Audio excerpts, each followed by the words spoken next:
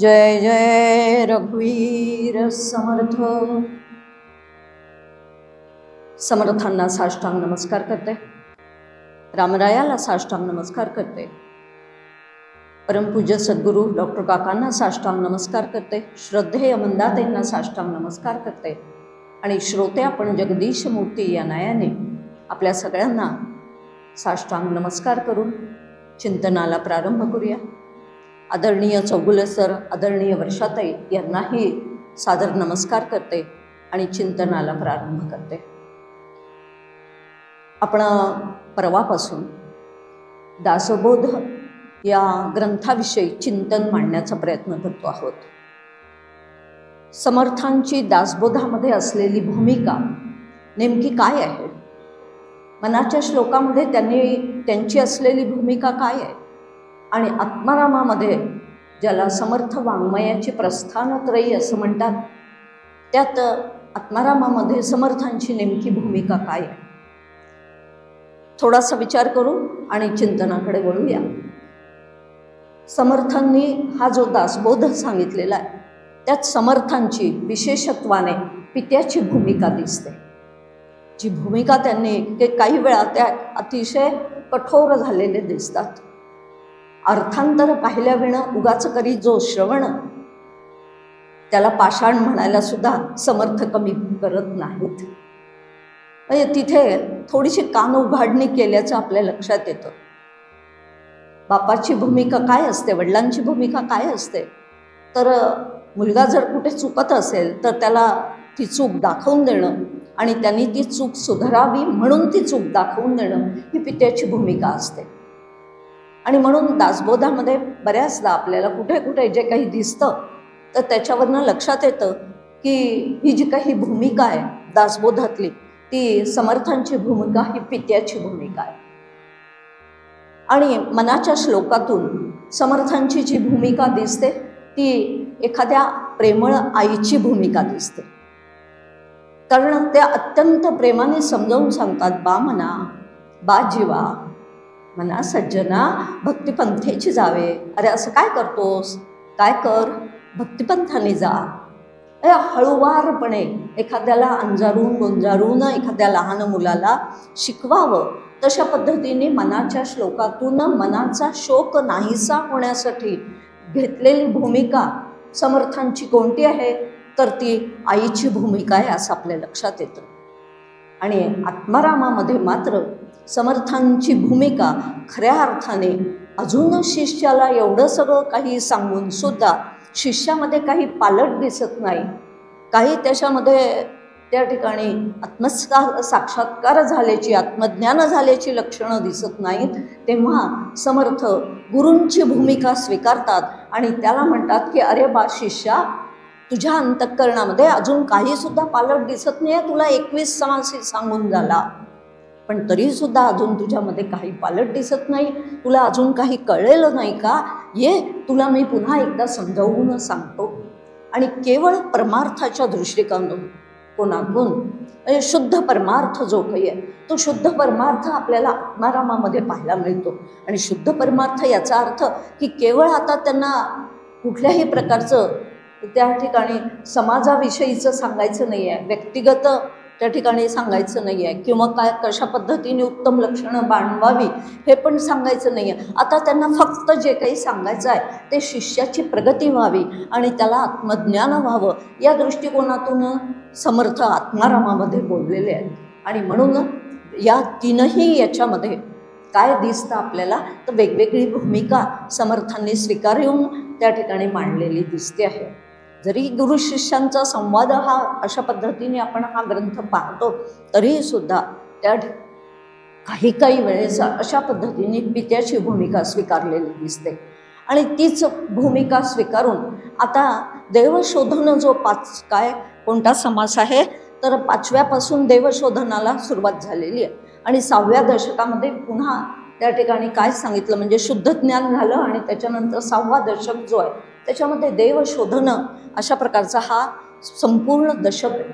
आणि या देवशोधनामध्ये मग देव शोधायचा असेल तर कशा पद्धतीने शोधला जाऊ शकतो, त्याला कसं शोधायचं, आणि त्या दृष्टिकोनातून मग संपूर्ण जगाबद्दलचं आपलं मत जे काही आहे ते जगाबद्दलचं म्हणजेच विश्वाबद्दलचं म्हणजेच संसाराबद्दलचं मत काय आहे हे समर्थ आपल्याला समजावून सांगताहेत की जोपर्यंत अंतःकरणामध्ये जे हे सगळं काही विश्वाचा पसारा तुम्हा आम्हाला दिसतोय तो विश्वाचा पसारा हे दृश्य आहे, आणि हे दृश्य कसं आहे तर हे मिथ्या आहे असं सगळ्या संतांनी आवर्जून सांगितलेलं आपल्याला लक्षात येतं. पण तरीसुद्धा जे दिसत नाही आमच्या डोळ्यांना, आमच्या पंचज्ञानेंद्रियांना, आमच्या मनाला, त्या ठिकाणी जे काय तर अनुभवता येत आहे, जे दिसतं आहे, जे ऐकू येत आहे, जे ज्याचा स्पर्श आम्हाला होतो आहे, स्पर्शज्ञान होत आहे, ज्याचं त्या ठिकाणी चव ज्या पदार्थांची आम्हाला कळते आहे, अशा पद्धतीने पंचज्ञानेंद्रियांच्या माध्यमातून आपल्याला सगळ्या विषयांचं ज्ञान होत आहे, सगळ्या पदार्थांचं ज्ञान होत आहे, आणि त्याला मात्र मिथ्या म्हणायचं, आणि जे अदृश्य आहे, जे अव्यक्त आहे त्याला मात्र काय तर सत्य म्हणायचं. आम्हाला ते काय एवढं सामान्य माणूस जो आहे तो सामान्य माणसाला ते पटू शकत नाही. आणि पण सगळ्या संतांचं आवर्जून सांगणं जे काही आहे ते मात्र अशा पद्धतीचं आहे की हे संपूर्ण दृश्य पदार्थ जे काही आहे ते कसं आहे तर मिथ्या आहे, आणि त्या मिथ्या पदार्थाला ओळखल्याशिवाय देवाला ओळखता येत नाही, देवाचा अनुभव घेता येत नाही. आणि म्हणून जोपर्यंत आम्हाला देह सत्य वाटतो आहे, देहादी जगत म्हणजे हे जगतही सत्य वाटतं आहे, देहही सत्य वाटतो आहे, तोपर्यंत खऱ्या अर्थाने आम्हाला देव कळणं, अनुभवणं शक्य नाही. कदाचित आम्हाला परोक्ष ज्ञान होईल, पण अपरोक्ष ज्ञानासाठी संपूर्णपणे मिथ्यत्वाचा निश्चय होणं अत्यंत गरजेचं आहे. आणि मिथ्यत्वाचा निश्चय म्हणजे जगन्मिथ्या, देहादी जगत जे आहे ते कसं आहे तर ते मिथ्या आहे, आणि म्हणून ते मिथ्या असल्यामुळे त्याचं निरसन करायला समर्थांनी सांगितलेलं आहे. आणि म्हणूनच या पदार्थांचं काय करायचं आहे तर निरसन करायचं आहे, आणि निरसन करायचं आहे म्हणजे काय, त्याला मिथ्यत्व प्रदान करायचं आहे. पण तुम्हा आम्हाला सातत्याने काय वाटत राहतं तर तुम्हा आम्हाला सातत्याने एवढं जग दिसतंय धडधडीत, त्याचे तडाखे आम्हाला बसत आहेत, त्याचा पंचज्ञानेंद्रियांच्या माध्यमातून आम्ही अनुभव घेतो आहे, आणि त्याला मात्र काय करायचं, त्याला मिथ्या म्हणायचं, ते माईक आहे असं म्हणायचं. आणि जे आम्हाला अजिबात सुद्धा दिसत नाही त्याला मात्र काय म्हणायचं, सत्य म्हणायचं. लवकर पटत नाही, अजिबात सुद्धा काय होत नाही, पटत नाही. आणि मग स्वीकारणं तर त्या पुढे राहिलं. आधी पटलं पाहिजे, आणि पटून मग नंतर स्वीकारता आलं पाहिजे. पण पटलेलंच नसेल तर स्वीकारता कसं येणार आहे. आणि त्या दृष्टिकोनातून आता या ठिकाणी या पित्याच्या भूमिकेतून तुम्हा आम्हा लेकरांना समर्थ पित्याची भूमिका घेऊन सांगतात की अरे बाबा हे संपूर्ण दृश्य जे आहे ना ते कसं आहे तर ते मिथ्या आहे. आणि त्याची सुरुवातच त्यांनी सांगितलेली आहे की पहिली ओळच त्याच्यामध्ये सांगतात की मागा श्रोती पुसले होते, दृश्य मिथ्या तरी का दिसते. मागे श्रोत्यांनी प्रश्न विचारला होता आधीच्या समासामध्ये की त्या ठिकाणी की अशा पद्धतीने हे दृश्य आहे आणि हे मिथ्या आहे, पण मग ते दिसतंय ना आम्हाला, मग जे दिसतंय आम्हाला ते त्यामुळे आम्ही मिथ्या कसं म्हणायचं. आणि म्हणून ते म्हणतात याचे उत्तर बोली जेलं ते सावध आहे का. आता अत्यंत सावध व्हा, आणि सावध होऊन माऊलीसुद्धा या पद्धतीने बोललेल्या आहे. माऊलींची ओवी आहे या संदर्भातली की सावधतेने श्रवण जे काही आहे तर कसं करायचं आहे ते अत्यंत एकाग्र चित्ताने करायचं आहे, अत्यंत सावधानतेने करायचं आहे. माऊली असं म्हणतात की एकले अवधान दिजे मग सर्व सुखासी पात्र होईजे, ऐसे प्रतिज्ञोत्तर माझे सावध ऐका. प्रतिज्ञेवर सांगतायत काय, एकले अवधान दिजे, फक्त तुमच्याकडनं काय अपेक्षा आहे तर केवळ तुमच्याकडनं एकाग्र चित्ताने सावधानतेने ऐकण्याचीच काय हवं आहे मला, बस एवढंच तुमच्याकडनं हवं आहे. आणि तुम्ही ते ऐका, आणि ते जर का तुम्ही ऐकलं तर सर्व सुखासी पात्र होईल. इथल्या इथे सर्व सुखाचा काय होऊन जाईल, लाभ होऊन जाईल. आणि म्हणून अशा पद्धतीने प्रतिज्ञा घेऊन माऊली बोलतायत ज्ञानेश्वर माऊली. आणि तेच इथे सुद्धा आपल्याला पाहायला मिळत आहे. आणि समर्थ सुद्धा इथे त्या ठिकाणी आपल्याला म्हणतायत की याचं उत्तर आता मी तुम्हाला सांगणार आहे आणि ते उत्तर आता तुम्ही ऐका. कारण तुमच्या आमच्या अंतःकरणात या संपूर्ण विश्वाबद्दल, दृश्याबद्दल सत्यत्वाची भावना कितीही वेळा आम्ही ऐकलेलं असेल की हे मिथ्या आहे, माईक आहे, बदलणारा आहे, परिवर्तनशील आहे वगैरे वगैरे. खूपदा आपण ऐकलंय ना, पण झालाय का आपल्या बुद्धीचा निश्चय तसा? आपल्या बुद्धीचा निश्चय झालेला नाही. आपल्या बुद्धीचा निश्चय जर का तसा झाला असता ना, तर कुठल्याही गोष्टींचा त्या ठिकाणी म्हणजे व्यवहारात घडणाऱ्या किंवा जगतात घडणाऱ्या कोणत्याही गोष्टीचा आघात आमच्यावर झाला नसता. आम्ही कसे राहिलो असतो, स्थितप्रज्ञ राहिले असतो. पण आम्ही तसे स्थितप्रज्ञ नाही. आणि म्हणून त्या ठिकाणी पुन्हा एकदा समर्थ या ठिकाणी सांगतात की हे दृश्य कशा पद्धतीने मिथ्या आहे हे एकदा छान प्रकारे पटवून घ्या, बुद्धीला सांगा आणि बुद्धीचा पूर्णपणे 100% निश्चय करून घ्या. जोपर्यंत 100% बुद्धीचा निश्चय होणार नाही ना, कारण तुम्हा मला कालपासून आपण पाहतोय बऱ्याच वेळा शंकराचार्यांचं एक वाक्य जे आहे ते आपण उच्चारलेलं आहे आणि ऐकलेलं आहे अनेक वेळा. ब्रह्मसत्य जगन्मिथ्या जीवो ब्रह्मैव नापरहा. 3 गोष्टी सांगितल्या शंकराचार्यांनी सुद्धा. काय तर एक फक्त ब्रह्म खरं आहे, सत्य आहे, म्हणजे ते काय खरं आहे, ते शाश्वत आहे. दुसरी गोष्ट सांगितली ब्रह्मसत्य जगन्मिथ्या. जग कसं आहे, संपूर्ण जग हे मिथ्या आहे. आणि मिथ्या म्हणून मिथ्यत्वाचा निश्चय, ब्रह्माच्या सत्यत्वाचा निश्चय, या दोन्ही निश्चय आम्हाला करता आले पाहिजे. आणि मग तिसरा निश्चय होईल आमचा की जीवच ब्रह्मरूप आहे. आणि जीवच ब्रह्मरूप आहे इथपर्यंत जर जायचं असेल तर आधी जगताचं मिथ्यत्व आम्हाला पूर्णपणे पटलेलं आणि स्वीकारलेलं असलं पाहिजे. आणि म्हणून मग ते आता कसं मिथ्या आहे, ते कसं स्वप्नवत आहे, ते कशा पद्धतीने त्या ठिकाणी बदलणारं किंवा परिवर्तनशील आहे याचा खुलासा या संपूर्ण दृश्य निरसन नावाच्या समासामध्ये समर्थांनी केलेला आहे.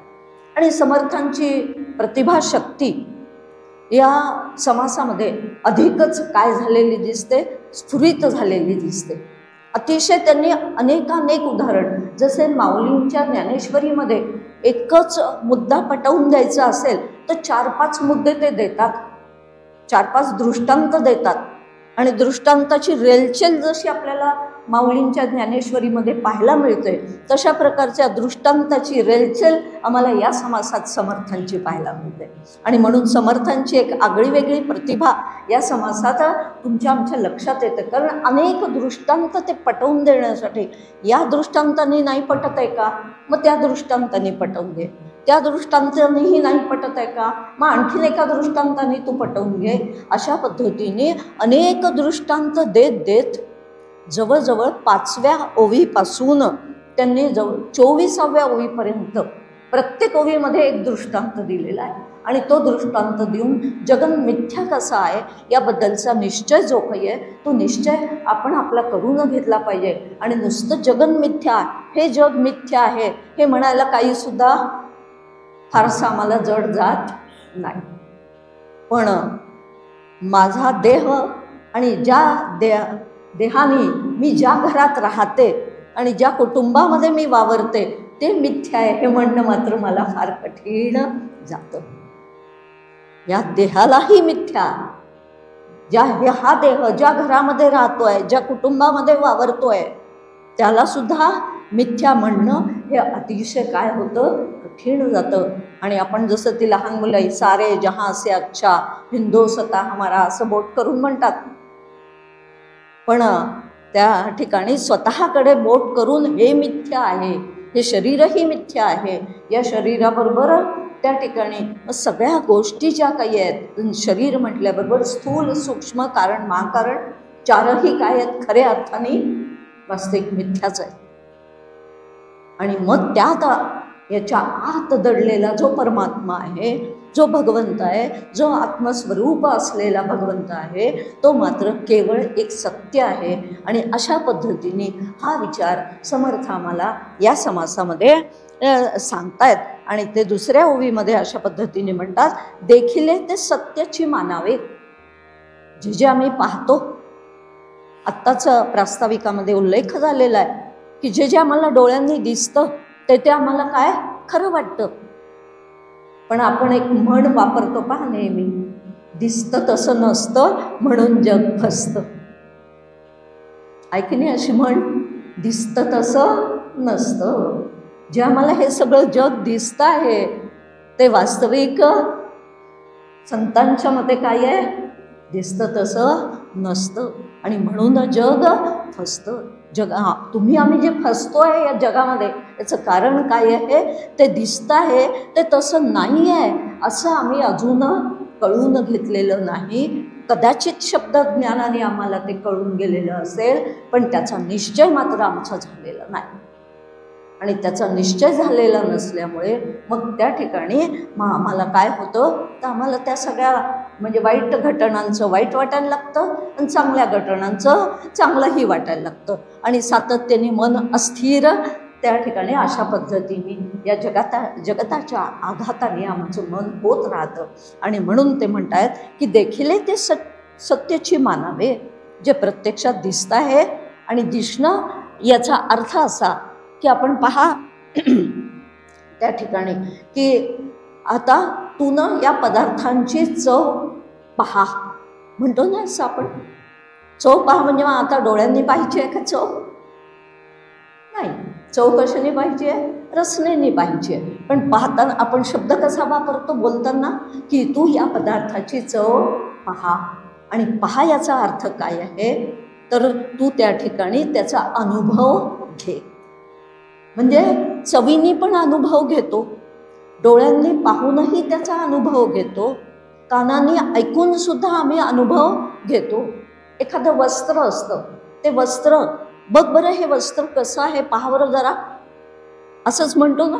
मग पहा म्हणजे तिथे नुसतं डोळ्यांनी पाहणं असतं का? नाही, तिथे हाताने स्पर्श करून त्या वस्त्राला आपण पाहत असतो, म्हणजे अनुभवत असतो. खरबरीत आहे का मऊ आहे, खरंच कॉटन आहे का त्यात थोडंसं आणखीन सिंथेटिक पण मिसळलेलं आहे वगैरे, अशा पद्धतीने त्याचं काय घेत असतो आपण, स्पर्शाने अनुभव घेत असतो. म्हणजे ते पाहत असतो.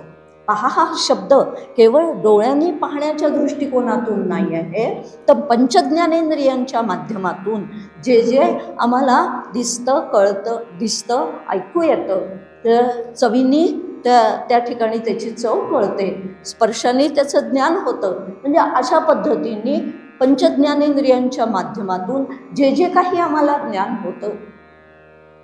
आता मी स्वप्न पाहिलं असं सुद्धा आपण बोलतो ना. आता स्वप्न पाहिलं तर डोळे उघडे होते का? डोळ्यांनी पाहिलं का? ते डोळ्यांनी नाही पाहिलेलं. स्वप्न कोणी पाहिलेलं आहे? मनाने पाहिलेलं आहे.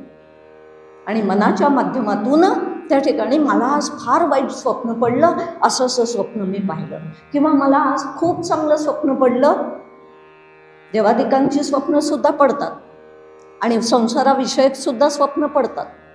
आता ती जी स्वप्न असतात ती जेव्हा आम्ही पाहतो तेव्हा त्याचा काय घेतलेला असतो, त्या स्वप्नाचा आम्ही थोडक्यात अनुभव घेतलेला असतो. पण हे सगळे अनुभव जे काही आहेत ते सगळे हे तात्पुरते आहेत, तात्कालिक आहेत, क्षणिक आहेत, माईक आहेत, बदलणारे आहेत आणि म्हणून ते सगळे मिथ्या आहेत.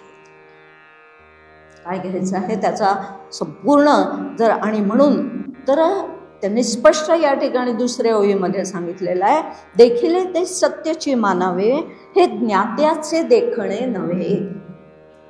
तुम्ही आम्ही ज्ञाता व्हावं, ज्ञानी व्हावं, ज्ञानरूप व्हावं, या दृष्टिकोनातून समर्थ आमच्याशी बोलत आहेत की अज्ञानी कोणीसुद्धा राहता उपयोगाचं नाही.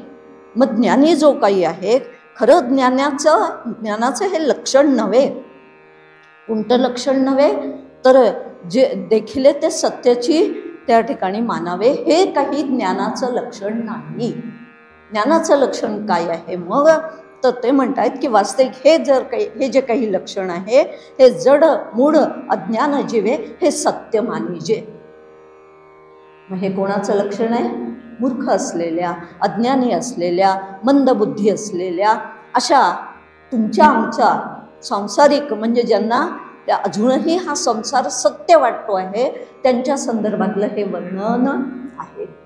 आणि म्हणून ते म्हणतायत की हे ज्ञात्याचं लक्षण नाही.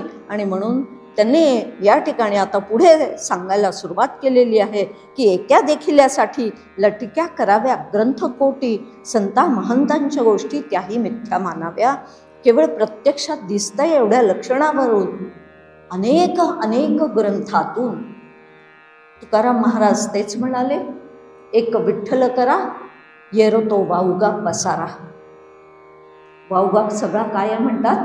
पसारा आहे म्हणतात. फक्त खरा कोण आहे? विठ्ठल आहे. आणि विठ्ठल म्हणजेच ब्रह्म आहे. ते हे परब्रह्म विटेवरी.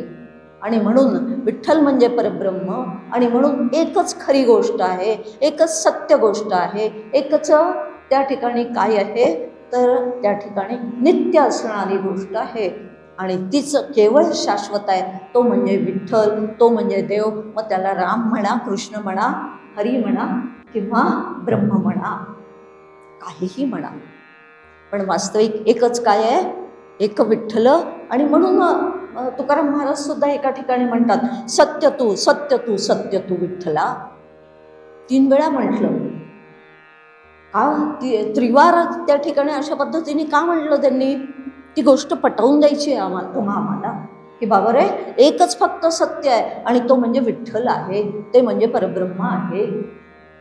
आणि त्यामुळे बाकीचं मग सगळं जे काही आहे, शंकराचार्य सुद्धा त्यांच्या कैवल्याष्टक नावाच्या स्तोत्रामध्ये म्हणतात, काय म्हणतात? आब्रह्मस्तंभ पर्यंतम सर्व मायामयम जगत सत्यम सत्यम पुनःसत्यम हरे नामैव केवलम. आपण सकाळी नामस्मरणाचा समास पाहिलेला आहे. आणि नामस्मरणाच्या समासात त्या ठिकाणी आब्रह्मस्तंभ पर्यंतम सर्व मायामयम जगत, संपूर्ण जग जे आहे ब्रह्मदेवापासून कुठपर्यंत तर अगदी तृणापर्यंत, गवतापर्यंत सर्व मायामयम जगत, हे सर्व काही जे काही आहेत हे कसे आहेत तर मायामय आहेत. आणि त्या ठिकाणी सत्यम सत्यम पुनःसत्यम काय म्हटलं त्यांनी? 3 वेळा त्यांनी सुद्धा म्हटलं काय आहे तर तो त्या ठिकाणी केवळ नाम आणि नामच. आता नाम आणि नामी यांच्यामध्ये भेद नाही, म्हणून जे नाम आहे तेच नामी आहे. आणि म्हणून नामाला, कारण आपण पाहिला सकाळच्या याच्यात सुद्धा बघितलं की माऊलींनी सुद्धा सांगितलं की नामजप यज्ञ तो परम, बांधू न शके स्नानादी कर्म, नाम परब्रह्म वेदार्थे. काय कसला दर्जा दिलेला आहे नामाला? परब्रह्माचा दर्जा दिलेला आहे. कोणी? वेदांनी. आणि वेदांनी नामाला परब्रह्माचा दर्जा दिलेला असल्यामुळे त्या ठिकाणी नाम आणि नामी यांच्यामध्ये यत्किंचित सुद्धा भेद नाही. आणि यत्किंचित सुद्धा नाम आणि नामीमध्ये भेद नसल्यामुळे शंकराचार्य या ठिकाणी म्हणतात की नामच काय आहे? त्या ठिकाणी परब्रह्म स्वरूपच आहे. म्हणून नाम आणि नामी यांचा अभेद आहे. आणि त्या दृष्टिकोनातून विचार केला तर माऊलींची पुन्हा एक आणखीन चरण आहे हरिपाठामध्ये की गगनाहून वाढ नाम आहे. आता गगनाहून वाढ काय आहे? फक्त एक ब्रह्म नावाचं तत्व आहे. तसं पाहिलं तर गगनापेक्षा सगळ्यात त्या ठिकाणी वाढ म्हणजे व्यापक, निरपेक्ष व्यापक ज्याला म्हणतात असं एकच तत्व आहे. आणि ते म्हणजे काय आहे तर ते परब्रह्म आहे. आणि इथे या हरिपाठातल्या एका चरणामध्ये माऊली असं म्हणतात की गगनाहून वाढ काय आहे? नाम आहे. म्हणजे नामच परब्रह्म स्वरूप आहे. त्याचा अर्थ आपण जेव्हा लावून घ्यायचा प्रयत्न करतो तेव्हा आपल्या लक्षात येतं की नाम, आणि म्हणून नाम आणि नामी यांच्यामध्ये यत्किंचित सुद्धा फरक नाही. म्हणून नामच परब्रह्म स्वरूप आहे. म्हणजे मी नाम घेते तेव्हा मी परब्रह्माच्या जवळच असते. आणि म्हणून आपल्याला डॉक्टर काका सुद्धा सांगतात की सातत्याने नामानुसंधान काय किंवा आत्मानुसंधान काय, कोणतंही ठेवलं तरी अजिबात सुद्धा त्यात काय नाही आहे, नामानुसंधान आहे म्हणजे ते कमी दर्जाचं आहे असं मानण्याचं अजिबात सुद्धा काही कारण नाही. कारण आत्मानुसंधान आणि नामानुसंधान हे एकच आहे. आणि त्या दृष्टिकोनातून आता या ठिकाणी ते सांगतायत की मग आता हे जे काही आम्हाला जग जे आहे ते सत्य वाटतं आहे, तर त्या ठिकाणी मग ते मिथ्या कसं आहे याचा विचार अनेक संतांनी आम्हाला सांगितलेला आहे. आणि अनेक संतांनी सांगितलेलं मग ते खोटं कसं असेल, अनेक ग्रंथातून त्यांनी हे प्रतिपादन केलेलं आहे या संदर्भातलं. आणि मग ते जर का समर्थांची ओवी आहे एक अतिशय सोपी, प्रपंच मुळीच नासका विवेके करावा नेटका, नेटका करता फिका होत जातो. काय सांगितलं? मुळीच नासका. नासका आहे म्हणजे काय? त्या ठिकाणी तो मिथ्या आहे, खोटा आहे, परिवर्तनशील आहे, तो कायम टिकणारा नाही. आणि जे कायम टिकणारं नसतं त्याला मिथ्या असं म्हणतात. आणि म्हणून या ठिकाणी म्हणतात की अनेक पद्धतीने सगळ्या संतांनी अशा वेगवेगळ्या पद्धतीने आम्हाला या संदर्भामध्ये सांगितलेलं आहे. मग ते संतांचं सांगणं, संत महंतांच्या गोष्टी त्याही मिथ्या मानाव्या? मग त्यास काय मिथ्या मानायच्या का? ते काय शहाणपणाचं लक्षण आहे का? तर त्या ठिकाणी ते म्हणतात आणि म्हणून जो अशा पद्धतीने माझंच केवळ सत्य आहे असं म्हणतो तो मात्र त्या ठिकाणी मग कोणाचंही बोलणं ऐकून घ्यायच्या तयारीत नसतो. आणि म्हणून अशा लोकांच्या नादी लागता उपयोगाचं नाही, तर संतांच्या नादी लागावं. नादी कोणाच्या लागायचं? संतांच्या नादी लागता आलं पाहिजे. आणि संत विचारांच्या नादी जेव्हा आम्ही लागू तेव्हा हळूहळू मग आम्हाला हे काय होत जाईल तर हे पटत जाईल. आणि त्यासाठी आता त्यांनी 5व्या ओळीपासून तर दृष्टांत द्यायला सुरुवात केलेली आहे. आणि ते दृष्टांत द्यायला सुरुवात करून त्या ठिकाणी ते म्हणत आहेत की अशा पद्धतीने मग आता नेमकं सत्य काय आहे आणि मिथ्या काय आहे याचा थोडासा खुलासा करून घेऊया. आपण ऐकलेलं आहे, ऐकलेलं नाही असं नाही आहे, मी काही वेगळं कोणी सांगते अशातला अजिबात सुद्धा भाग नाही. फक्त आपण सांगण्याच्या निमित्ताने माझी पण उजळणी होते आहे आणि आपली पण उजळणी होते आहे. आपल्या कोणाला सुद्धा या गोष्टी माहिती नाही आहेत अशातला भाग नाही. कारण सातत्याने वर्षभरापासून आपण दासबोध आणि वर्षाताईंच्या मुखातून आपण ऐकत आहात. आणि त्यामुळे त्या ठिकाणी तुम्हाला माहीत नाही आहे अशातला भागच नाही आहे कुठला सुद्धा. पण ते पटवून घेण्यासाठी त्याची पुन्हा पुन्हा उजळणी करणं अत्यंत गरजेचं आहे. आणि ती उजळणी करण्यासाठी सत्य म्हणजे जे त्रिकाला बाधित असतं, तिन्ही काळांना बाधित अशा प्रकारचं जे असतं म्हणजे तिन्ही काळांनी जे बाधित होत नाही त्याला काय म्हणतात? सत्य असं म्हणतात. आणि मिथ्या कशाला म्हणतात? शास्त्रीय व्याख्या त्याची जी काही आहे, सत विलक्षण, असत विलक्षण, अनिर्विचनीय इति मिथ्या. म्हणजे काय नेमकं? म्हणजे जे सतच्या लक्षणांशी जुळत नाही. सत काय आहे? तर सातत्याने एकच सत्य आहे आणि ते म्हणजे देव, तो म्हणजे आत्मा, ते म्हणजे ब्रह्म. आणि ते केवळ काय आहे? सत आहे. ते कसं आहे? आहे, आहे आणि आहे. तिन्ही काळामध्ये कसं आहे? ते आहेच आहे. हे जग पूर्ण बुडालं, महाप्रलय झाला तरी सुद्धा ते तत्व आहे, आहे आणि आहे. ते तिन्ही काळामध्ये आहेच, नाही असं कधी सुद्धा ते होत नाही. त्याला काय म्हणतात? सत असं म्हणतात. आणि मग जे सतच्या लक्षणांशी जुळत नाही. आता हा माझा देह हा सतच्या लक्षणांशी जुळतो का? कायम टिकणार आहे का? निश्चितच नाही. केव्हा तरी हा देह जन्माला आलेला आहे आणि केव्हा तरी हा निश्चितपणे एक दिवस जाणार आहे. रिटर्न तिकीट आम्ही काढूनच आलेलो आहे देहाच्या माध्यमातून. आणि म्हणून हा देह एक दिवस निश्चितपणे जाणार आहे. मग याला सत म्हणता येईल का? नाही म्हणता येणार. कारण हा कायम टिकणारा नाही. हा काय आहे? आणि शिवाय परिवर्तनशील आहे. जशी मी लहानपणी होते तशीच मी आत्ता आहे का? नाही. सातत्याने हा देह माझा बदलतो आहे. आणि त्यामुळे हा देह जो आहे हा एका तारखेला निश्चित जन्माला आलेला आहे, एका तारखेला निश्चितपणे जाणार आहे, आणि म्हणून हा कसा आहे, हा सत नाही. आता हे क्लिअर झालं आपलं की हा सत नाही. पण मग हा असत आहे का? पण मग हा असतही नाही, कारण असत याचा अर्थ अजिबात नसणे, याला असत असं म्हणतात.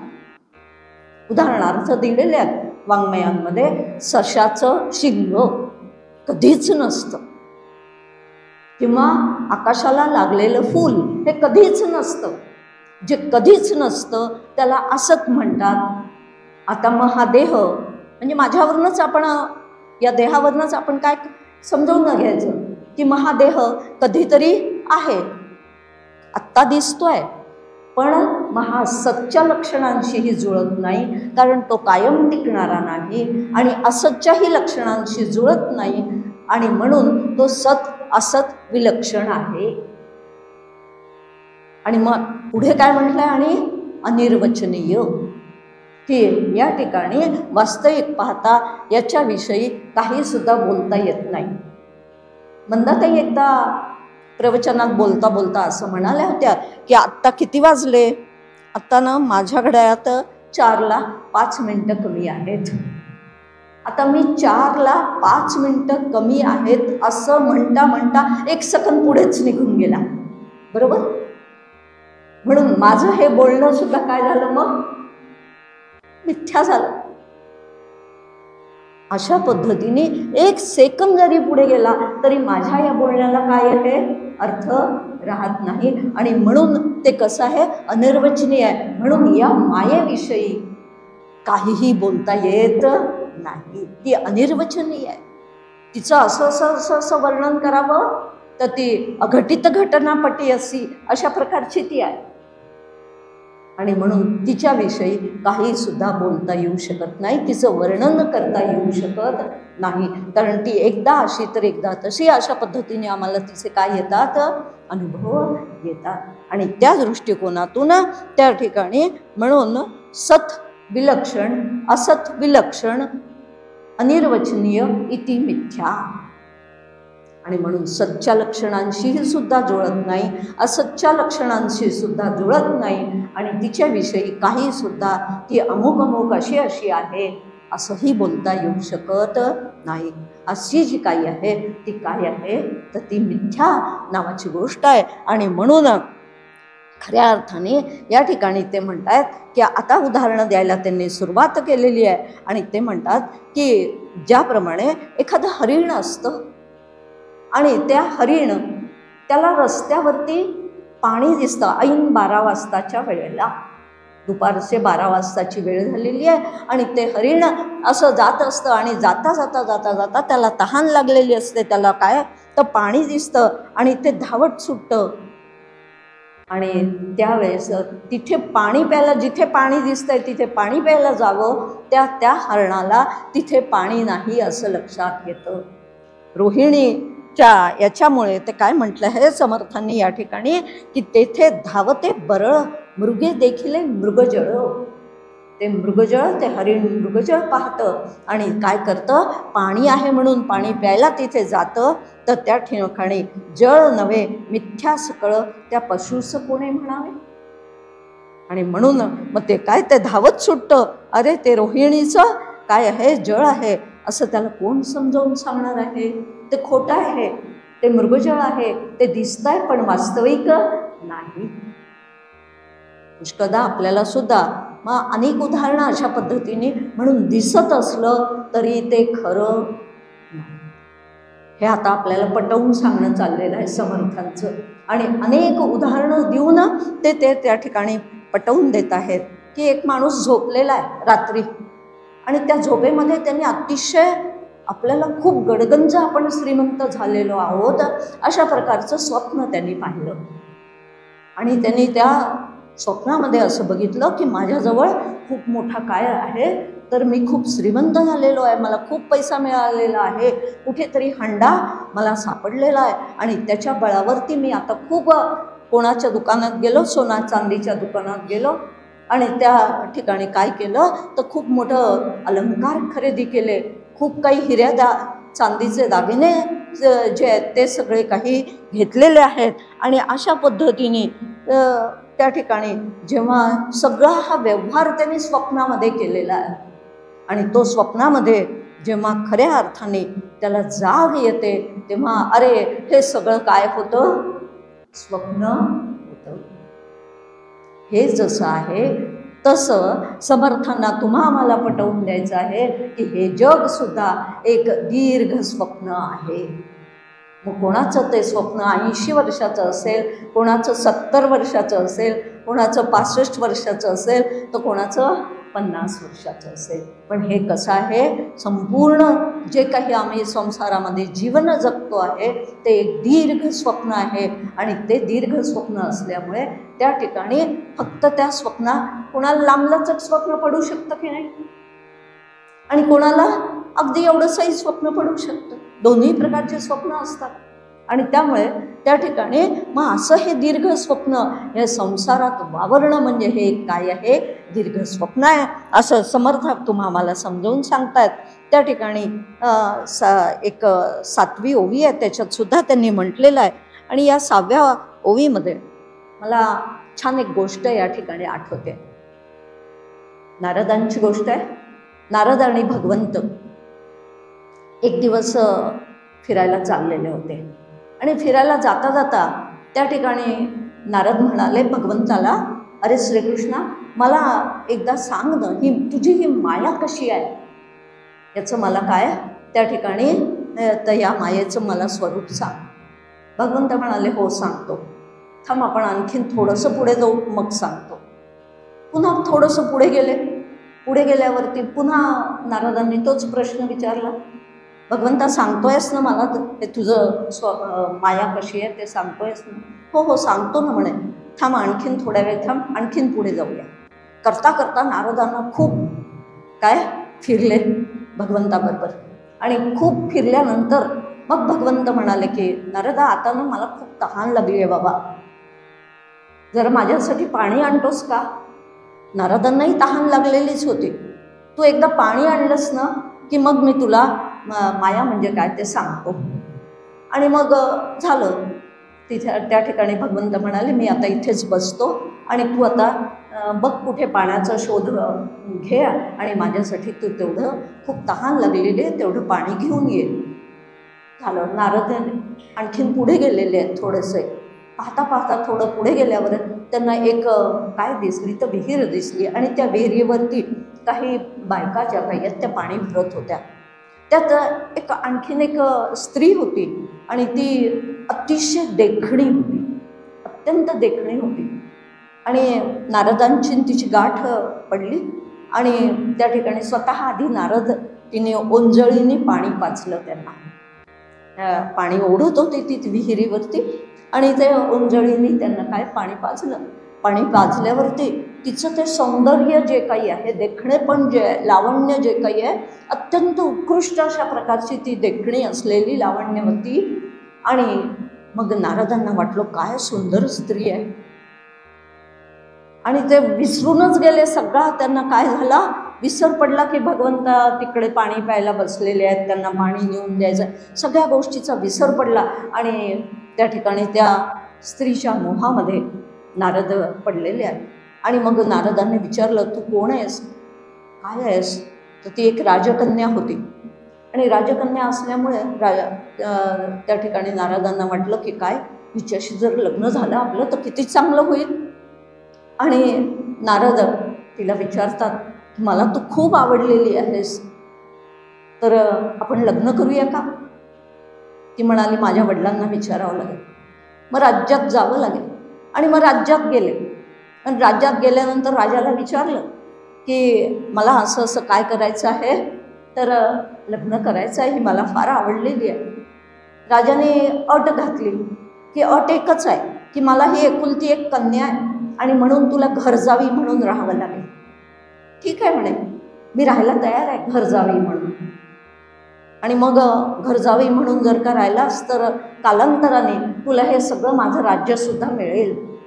आणि मग ते राज्यसुद्धा मिळेल म्हटल्यानंतर त्या ठिकाणी, कारण काय लव ॲट द फर्स्ट साईट असं झालेलं होतं. आणि म्हणून त्या ठिकाणी कबूल झाले नारद, आणि नारदांनी तिच्याशी मग राजाने थाटामाटात त्या दोघांचाही विवाह लावून दिला. लग्न झालं. लग्न झाल्यावरती संसार सुरू झाला. संसार सुरू झाल्यावरती त्या ठिकाणी मग काय मुलं बाळं झाली. चालला संसार वाढत चालला. वास्तविक नारदांना त्या राज्याविषयीचं फारसं काय नव्हतं, काही माहिती नव्हती. कधी शिकार केलेली नव्हती, कधी कुठलं शस्त्र हातात घेतलेलं नव्हतं. अस्त्र कसं चालवायचं, शस्त्र कसं चालवायचं, राज्यावर चढाई कशी करायची, कशा पद्धतीने दुसऱ्या राज्याने जर आपल्यावरती काय केलं तर आपल्यावरती तो चालून आला तर त्याला कसं हरवायचं, काही कशाचंही ज्ञान नाही. फक्त केवळ काय त्या राजकन्येशी काय केलेला होता, विवाह केला होता, संसार सुरू झालेला होता. जोपर्यंत राजा होता तोपर्यंत संसार अतिशय उत्कृष्ट झाला. पण करता करता करता करता एक दिवस दुसऱ्या राज्याच्या राजाने याच्यावर काय चढाई केली, आणि चढाई केल्यावर नारद मुनींना काहीच येत नव्हतं, स्वतः कधी काही शिकलेच नव्हते. त्यामुळे त्या ठिकाणी काय झालं तर नारद मुनी हरले. सगळं काही त्या दुसऱ्या राजाने हिरावून नेलं. यांच्यावरती आता काय मग अतिशय पंचायत जी काही आहे तर संसाराची, कारण कधी माहीतच नाही काही सुद्धा, कधी काही केलेलंच नाही.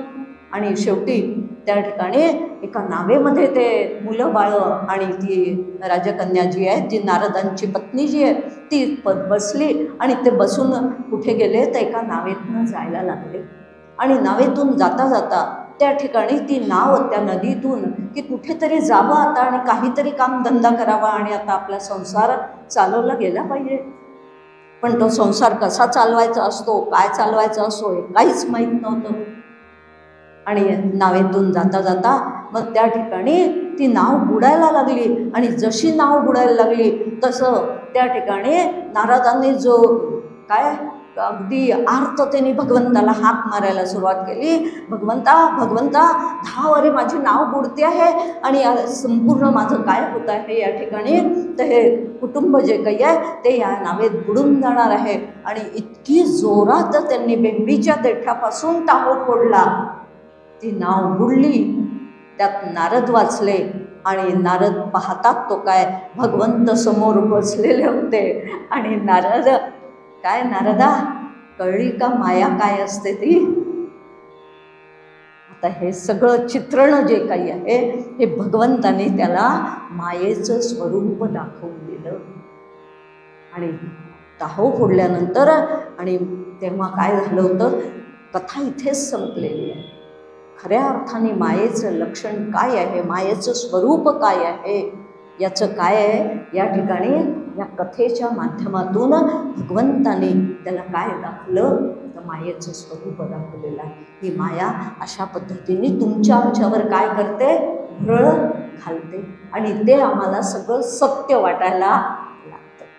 जे नारदांना सगळं सत्य वाटायला लागलेलं होतं तसं तुम्हा आम्हाला ते सगळं सत्य वाटायला लागतं. आणि म्हणून या ठिकाणी ते म्हणतात की वास्तविक पाहता हे नारदाला जे काही मायाचं स्वरूप या गोष्टीच्या माध्यमातून तुम्हा मला त्यांनी भगवंतांनी काय केलेलं आहे तर दाखवलेलं आहे. हे मायाचं स्वरूप अशा प्रकारचं आहे. पुढे 7वी ओवी जी काही आहे ते 7व्या ओवीमध्ये ते म्हणतात की एखाद्या चित्रकाराने उत्कृष्ट अशा प्रकारचं रंगवलेला पुतळा पाहून तो पाहणारा काय होतो, आपल्याला अतिशय आवडतो. पुष्कळशी चित्र किंवा काही पुतळे जे काही तयार केलेले असतात. जसं आम्ही डेरवणला गेलो होतो, कोकणामध्ये डेरवण नावाचं गाव आहे आणि त्या ठिकाणी शिवसृष्टी निर्माण केलेली आहे. आणि शिवसृष्टीमध्ये काय तर त्यांनी इतके सुंदर ते पुतळे सगळे तयार केलेले आहेत. पण वास्तविक ते पुतळे जे आहेत तर त्या घोड्यावर बसलेले ते जे काही सगळे मालदार चोपदार अमुक तमुक म्हणजे शिपाई वगैरे, त्यांच्या डोळ्यातले भाव काय, तर तो घोडा काय, त्याची ती ऐट काय, असं वाटतं आपल्याला की ते सगळं कसं असावं, खरंच असावं. एक एक प्रसंग शिवरायांच्या जन्मापासून तर शिवरायांच्या राज्याभिषेकापर्यंतचा सगळा तो काही देखावा जो काही आहे तो पुतळ्यांच्या माध्यमातून अशा पद्धतीने तो सगळा तयार केलेलं आहे की ते सगळं जणू काही आत्ता घडतं आहे, अशा प्रकारचं जिवंतपणा त्याच्यामध्ये आपल्याला दिसतो. पण खरेच ते त्या ठिकाणी जिवंत आहेत का? नाहीत. त्या ठिकाणी तो जिवंतपणा आपल्याला दिसतोय, पण जर खरं पाहिलं तर मातीशिवाय तिथे दुसरं तिसरं काहीही नाही.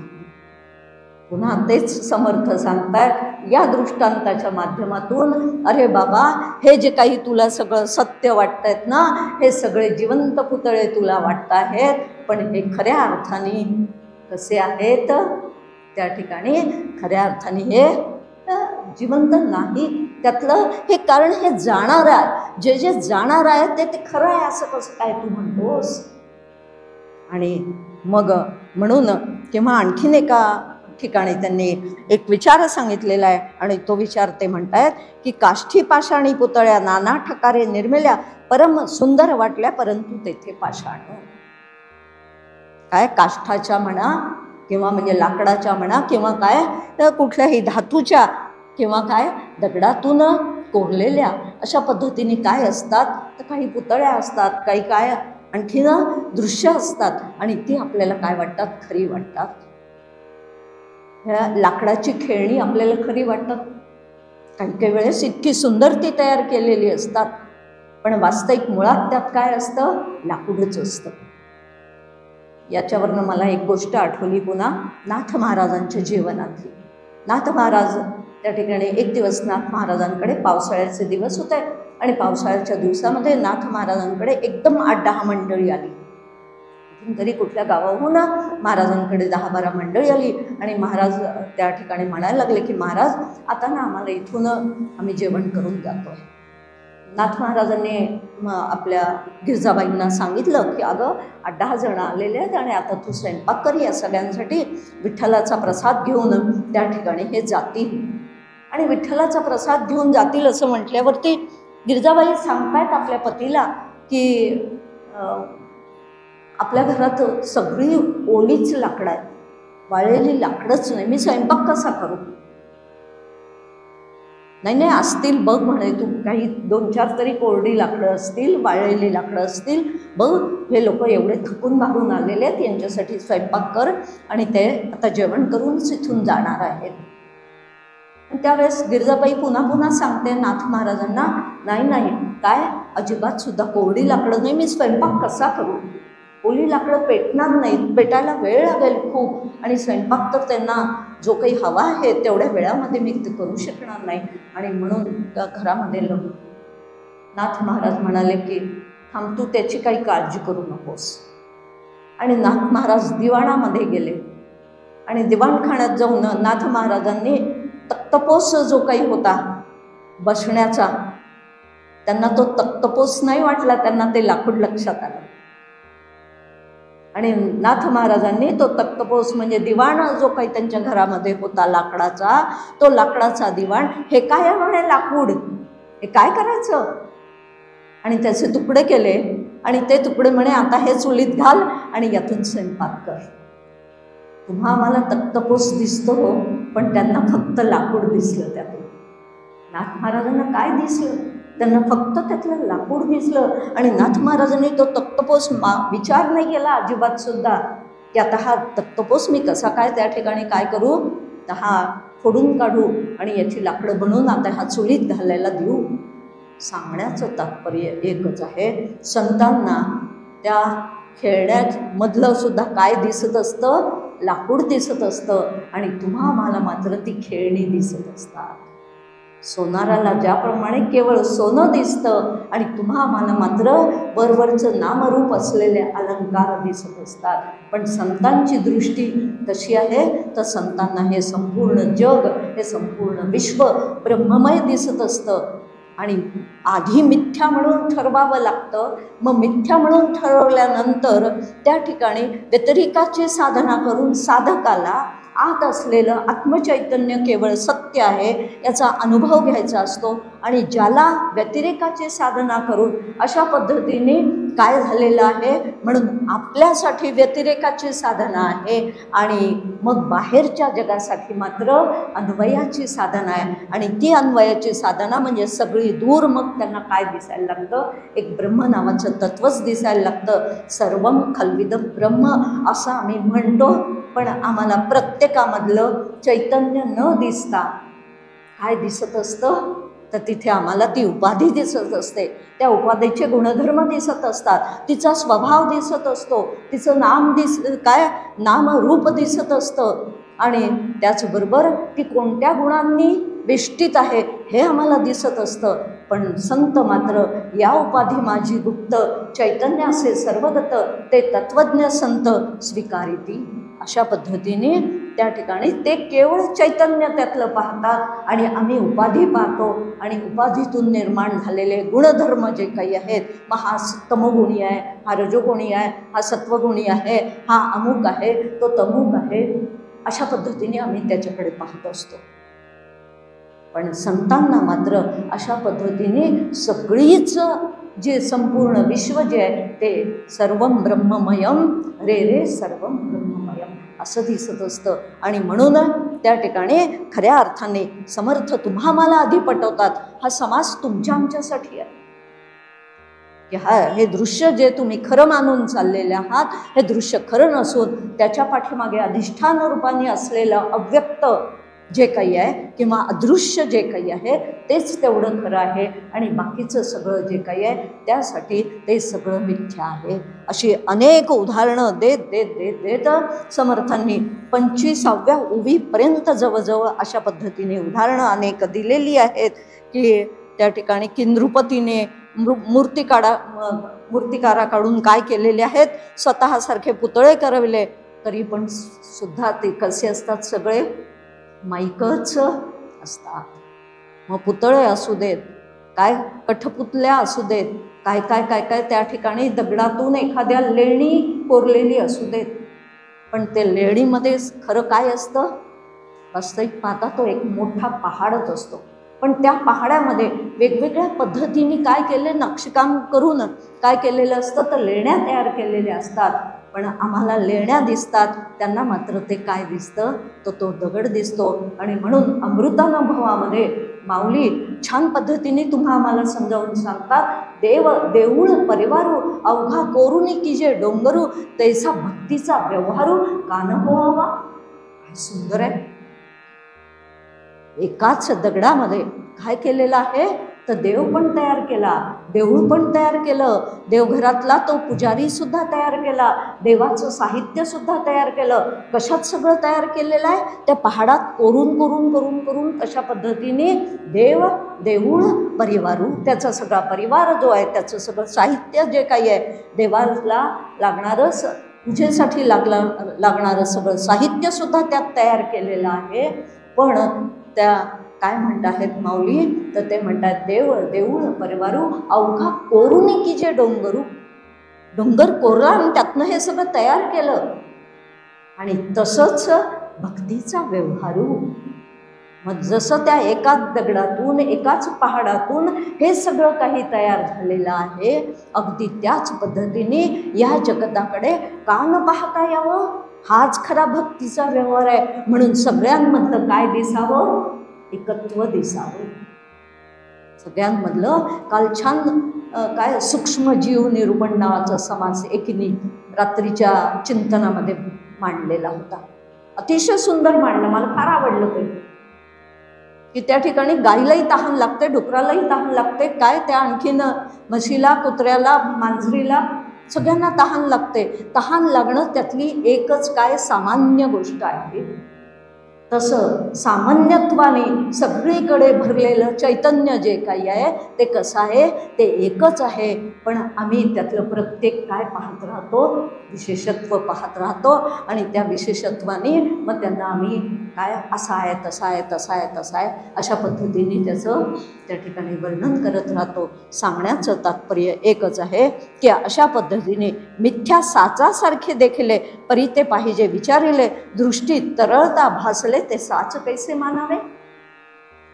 ती उदाहरणं दिलेली आहेत. समास गृहपाठाच्या दृष्टिकोनातून एकदा घरी जाऊन शांतपणाने वाचा आणि म्हणजे कळेल आपल्याला की समर्थांनी एवढे किती दृष्टांतांनी हे समजावून सांगण्याचा प्रयत्न केलेला आहे. आणि त्यात त्यांनी सांगितलं आहे की अशा पद्धतीने ऐसे हे बहुविध असे साच्या सारिखेच दिसे परी हे सत्य म्हणून कैसे विश्वासावे. हे काय आहे तर अशा पद्धतीने आपल्याला तो काचेच्या महालातला सुद्धा प्रसंग माहिती आहे. काय झालं, दुर्योधन फसला ना तिथे, पाणी आहे असं समजून काय झालं, तो फसला आणि तो त्या ठिकाणी काय तर पडला आणि काय झालं तर त्या कपाळ मोक्ष झाला आणि त्यावेळेस द्रौपदी हसली. त्या दर्पणाचा सुद्धा उदाहरण समर्थांनी याच्यामध्ये दिलेलं आहे. का त्या दर्पणाचे मंदिरी बैसली सभा दिसे दुसरी बहुत दीपांची हरी बहुत छाया दिसती. अनेक दृष्टांत देऊन आरसे महालात आपण जर का गेलो तर आपल्याला सगळ्या बाजूने काय दिसते, तशाच सारखी दुसरी सभा दिसायला लागते. आणि तशाच सारखी दुसरी सभा छताला टांगलेल्या झुंबराच्या प्रकाशात अनेक प्रकारच्या फडछाया आपल्याला दिसतात. आता हे सगळं दिसणं जे काही आहे त्याला त्यांनी सांगितलेलं आहे, मनुष्यांची बाजीगरी बहुत जनास वाटे खरी शेवट पाहता निर्धारी मिथ्या असे. खऱ्या अर्थाने जादूगार जादूगिरी करतो आणि आम्हाला काय करतो तर आम्हाला जे नाही आहे ते दाखवण्याचा प्रयत्न करतो.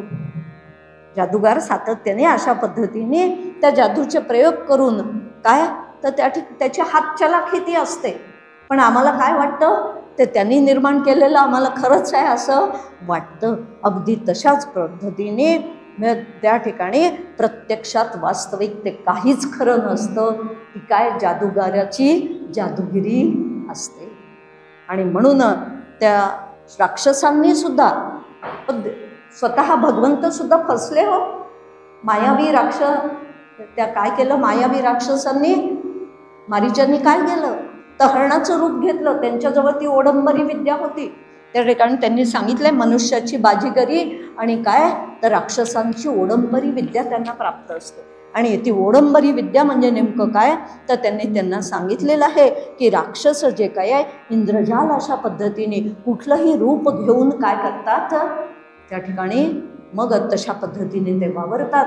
मारीचाला सुद्धा तशा प्रकारचं हरणाचं रूप घेऊन तो काय घाला, वास्तविक ते हरिण खरं नसताना सुद्धा रामाला सुद्धा खरं वाटलं आणि खरं वाटून राम त्यांच्या पाठीमागे गेला.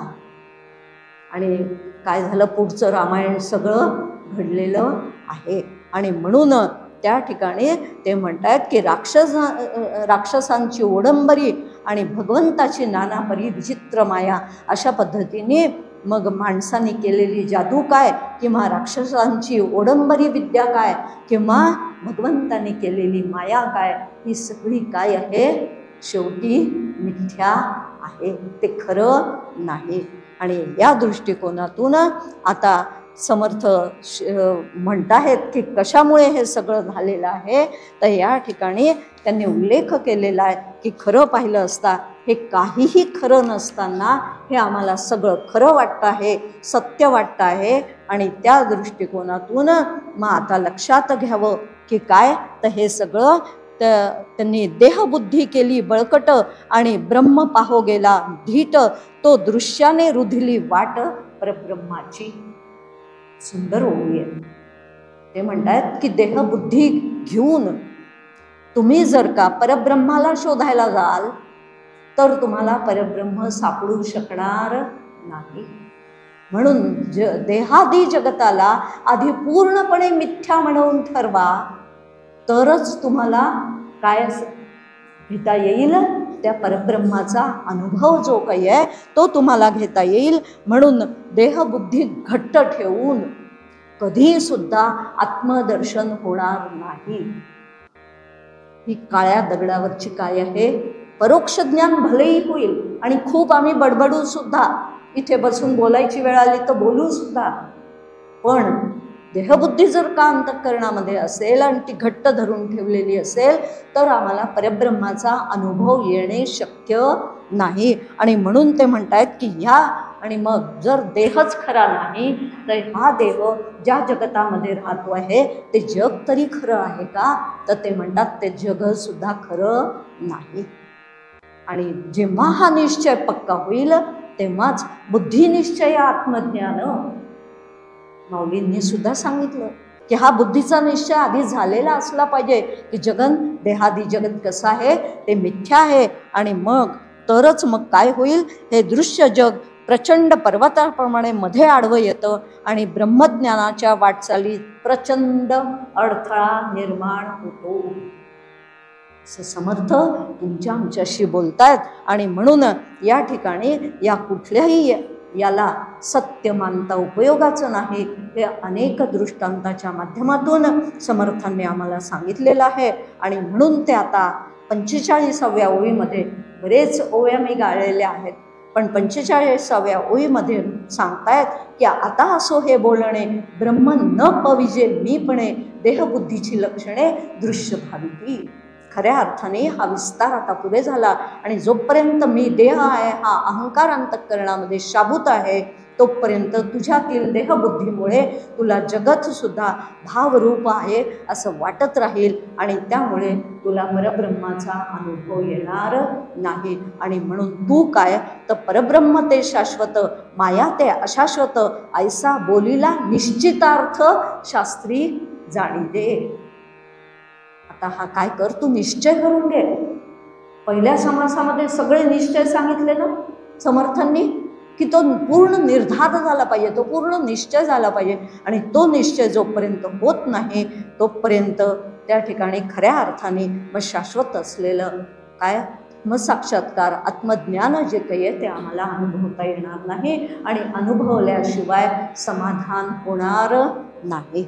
आणि म्हणून खऱ्या अर्थाने इथे आता एकच ओवी आहे, त्या ओवीचा विचार करूया आणि थांबूया. इथे ते म्हणतात, मी कोण हे जाणावे, मी पण त्यागुनी अनन्य व्हावे, मग समाधान ते स्वभावे अंगी बाणे. खरा तू कोण आहेस हे तू जाणून घे. आणि हे जाणून घेतल्यावर मग तुझ्या लक्षात येईल की त्या ठिकाणी मी पण तुझा आपोआपच गळून जाईल. आणि जेव्हा मी पण गळून जाईल तेव्हा मग खऱ्या अर्थाने तुला समाधान जे काही आहे, अखंड समाधान जे आहे ते अखंड समाधान तुला प्राप्त होईल. आणि ते अखंड समाधान प्राप्त होण्यासाठी आपण खरे कोण आहोत हे जाणून घेणं अत्यंत गरजेचं आहे. थोडासा या संदर्भातला विचार करूया. आणि या संदर्भातला विचार करताना एक पुन्हा थोडासा प्रसंग सांगते एका संतांच्या चरित्रातला. आणि त्याच चरित्रातल्या प्रसंगानं रूप आपण आपल्याला तो लावून घ्यायचा. आणि तो लावून घेऊन मग आपण खरे कोण आहोत याचा अंदाज जो काही आहे, निदान शाब्दिक अंदाज का होईना, पण आपल्याला पूर्णपणे अंतःकरणात त्या ठिकाणी काय होईल तर तो भिनला पाहिजे. एक संत होते, चित्रकूट पर्वतावर राहत होते. त्या चित्रकूट पर्वतावर राहत असताना एक दिवस त्यांच्याकडे एक शिष्य आला. आणि तो शिष्य फार भांबावलेला होता. आणि त्याच्या अंतःकरणामध्ये अनेक प्रश्न निर्माण झालेले होते. आणि तो शिष्य म्हणायला सद्गुरूंजवळ गेला आणि त्यांना म्हणाला त्या ठिकाणी की मला तुम्ही खरं सांगा की मी विचार करून करून थकलेलो आहे, मला काही कळत नाही आहे, पण मला तुम्ही समजावून सांगा की खरंच मी कोण आहे. ते म्हणाले बस. आणि ते बस म्हणाले. आणि ते म्हणाले की आता मी तुला काही प्रश्न विचारतो, त्या प्रश्नांची उत्तरं तू मला दे. आणि मग त्यांनी प्रश्न विचारायला सुरुवात केली. तसं सद्गुरू शिष्याला प्रश्न विचारत आहेत. ते म्हणत आहेत की मला सांग, तू म्हणजे पृथ्वी आहेस का? तो म्हणाला नाही. ही काय पृथ्वी? आपण पृथ्वी म्हटलं की कुठे बोट दाखवतो. ही काय पृथ्वी? ही पृथ्वी म्हणजे मी नाही. नक्की? हो, ही पृथ्वी म्हणजे मी नाही. मग म्हणे तू म्हणजे जल आहेस का? नाही म्हणे, जलसुद्धा मी नाही. कारण काय नद्यांमधलं पाणी, सागरातलं पाणी, ओढ्यांमधलं पाणी, विहिरीतलं पाणी, घरात पिंपात भरून ठेवलेलं पाणी, हे सगळं पाणी मी पाहतो. ते पाणी जे मी पाहतो ते माझ्यापासून वेगळं आहे. आणि त्यामुळे पाणीसुद्धा मी नाही. मग म्हणाले तू म्हणजे तेज आहेस का? नाही नाही म्हणे, तेज म्हणजे सुद्धा मी नाही. हे काय चंद्र, सूर्य, लाईट, नक्षत्र, तारे, हे सगळे तेजयुक्त पदार्थ जे जे आहेत ते मी पाहतो, ते माझ्यापासून वेगळे आहेत आणि म्हणून ते म्हणजे मी नाही. बरं म्हणाले. मग वायू म्हणजे तू आहेस का? नाही म्हणे, वायू म्हणजे पण मी नाही. कारण वायू जरी मला प्रत्यक्ष डोळ्यांनी दिसत नसला तरी आज थंडगार वारा वाहतोय हे माझ्या त्वचेला कळतं, किंवा आज काय खूप त्या ठिकाणी उष्णता आहे हेही पण मला कळतं. म्हणजे उष्ण वारा वाहतोय हेही कळतं त्वचेच्या माध्यमातून, आणि थंड वारा वाहतो हेही मला कळतं. तर त्यामुळे तो वारा म्हणजे मी नाही. आणि कधी कधी सोसाट्याचा वारा जर का सुटला तर तो सोसाट्याचा वारा मला प्रत्यक्ष डोळ्यांनी सुद्धा दिसतो, आणि म्हणून तो वारा म्हणजे मी नाही. मग म्हणे, आकाश म्हणजे तू आहेस का? नाही म्हणे, आकाश म्हणजे सुद्धा मी नाही. हे काय आकाश? आकाश म्हटलं की आपण कुठे बोट दाखवतो? आकाशाकडे बोट दाखवतो. आणि मग आकाश म्हणजे सुद्धा मी नाही. म्हणजेच पृथ्वी, आप, तेज, वायू आणि आकाश हे पंच महाभूत जे काही आहे हे म्हणजे तू नाहीस. हे तू आत्ता काय मला सांगितलंस. मग मी आता तुला असं सांगतो की हा तुझा स्थूल देह पंचमहाभूतांपासून तयार झालेला आहे. मग आता तू मला सांग की जर तुझा देह आत्ता तू कबूल केलेला आहे की पंचमहाभूत म्हणजे मी नाही, मग या पंचमहाभूतापासून तयार झालेला हा देह हा तरी तू आहेस का? आता तुला कबूल करावं लागेल की हे सुद्धा, हा देह सुद्धा मी नाही. कारण पंचमहाभूत म्हणजे तू नाही हे तू सांगितलंस. आपण स्थूल तत्व, जी स्थूल देहाची जी तत्व आहेत ना, ती सगळी तत्व आपल्या दासबोधामध्ये दिलेली आहेत. त्या ठिकाणी प्रत्येक जे काही आहेत त्या आकाशाचे काय गुण आहेत, त्या वायूपासून त्या ठिकाणी काय काय होतं, शरीर कशा पद्धतीने. आता तुमच्या आमच्या अंतःकरणामध्ये पंचप्राण आहेत की नाही? म्हणजे वायू आहेत. आपण नैवेद्य दाखवताना प्राण, ओम प्राणाय स्वा, उदानाय स्वा, व्यानाय स्वा, अपानाय स्वा, समानाय स्वा, ब्रह्मणे स्वाहा अशा पद्धतीने म्हणतो. म्हणजे 5ही प्राण आणि शिवाय 5 उपप्राण असे काय आहेत आमच्यामध्ये आहेत. आकाश तत्व आमच्यामध्ये आहे म्हणून तर ते इकडे तिकडे रक्ताभिसरण होतं, इकडनं तिकडे अन्न जातं. म्हणजे पोकळी आमच्या शरीरामध्ये आहे. आणि आमची ही जी काही हाड, मांस, त्या ठिकाणी केश, नख, काय दात वगैरे जे तयार झाले ते पृथ्वी तत्वाचं तयार झालेलं आहे. रक्त, लाळ, स्वेद वगैरे जे काही आहे ते सगळं जलतत्वापासून तयार झालेलं आहे. म्हणजे जलतत्व, आकाश तत्व, काय वायू तत्व, तेजतत्व. तुम्हाला भूक लागते की नाही? क्षुधा जी काही लागते तुम्हाला, तेजतत्व. आमचा जठराग्नी मंद झालेला आहे. अहम वैश्वानरो भूत्वा प्राणिनाम देहमाश्रितः. तुमच्या आमच्या अंगाला काय आहे, एक प्रकारचं टेम्परेचर आहे. म्हणजे तेजतत्व तुमच्या आमच्यामध्ये आहे. आणि ते तेजतत्व जर नसेल तर काय होतं, मग थंडगार पडतं. म्हणजे तेजतत्व सुद्धा आमच्यामध्ये आहे. आता ह्या स्थूल देहाची सगळी तत्व जर का 25 तत्व जी काही आहेत ती 25 तत्व विचार केला तर आपल्याला लक्षात येतं. मग अशा पद्धतीने हा देह जर का तयार झालेला आहे तर हा देह पंचमहाभूतांचा आहे. आणि जे जे पंचमहाभूतात्मक असतं ते नाशिवंत असतं, ते तुझ्यापासून वेगळं आहे हे तू आत्ताच कबूल केलेलं आहे. म्हणून हा देह म्हणजे तू नाहीस. सूक्ष्मदेह, सूक्ष्मदेह, पुन्हा मन, बुद्धी, चित्त आणि अहंकार. मन पुन्हा कशाचं तयार झालं? वायू तत्वापासून तयार झालं. बुद्धी तेज तत्वापासून तयार झाली. चित्त जल तत्वापासून तयार झालं. अहंकार पृथ्वी तत्वापासून तयार झाला. आणि अंतःकरण आकाश तत्वापासून तयार झालं. आणि म्हणून त्या ठिकाणी मग पंचमहाभूत म्हणजे तू नाही, म्हणजे सूक्ष्मदेह म्हणजे सुद्धा तू. करत करत करत करत त्याला सांगितलं की आता तुझ्यातलं सगळं गेल्यानंतर आता काय फक्त शिल्लक राहिलं? फक्त एक आत्मतत्व शिल्लक राहिलेलं आहे आणि ते तू आहेस. काय आहे? खऱ्या अर्थाने तू आहेस. आणि अशा पद्धतीने हा विचार जे आहे, म्हणून काय करायचं आहे तर खरा मी बाजूला सारून, आपलं खोटा मी बाजूला सारून खरा मी जो काही आहे तो खरा मी आपल्याला ओळखायचा आहे. 2 मी आपल्यामध्ये सातत्याने वावरत असतात. त्यातला खोटा मी हा वरवरचा मी आहे, देहाला धरून असलेला आहे, परिस्थितीला धरून असलेला आहे, नातेवाईकांना धरून असलेला आहे. खरी मी आई आहे का, खरी मी काकू आहे का, खरी मी मावशी आहे का? पाहिलं तर वास्तविक पाहता जेव्हा मुलगा जवळ असतो तेव्हा मी आई असते, जेव्हा काय पतीजवळ असतो तेव्हा मी पत्नी असते, जेव्हा जे जे नातेवाईक माझ्या संदर्भामध्ये संपर्कामध्ये येतात त्या त्या अनुषंगाने मी तेव्हा तेव्हा काय होत राहते, बदलत जाते. आणि म्हणून खरं यातलं मी काहीच नाही, हे काहीही मी नाही. आणि मग खरी मी कोण आहे, तर खरी हे जे आहे ते खरं केवळ आत्मचैतन्य शिल्लक राहतं. ते आत्मचैतन्य सर्वदूर सर्व ठिकाणी समप्रमाणात दाटलेलं आहे आणि ते वास्तविक पाहता मी आहे.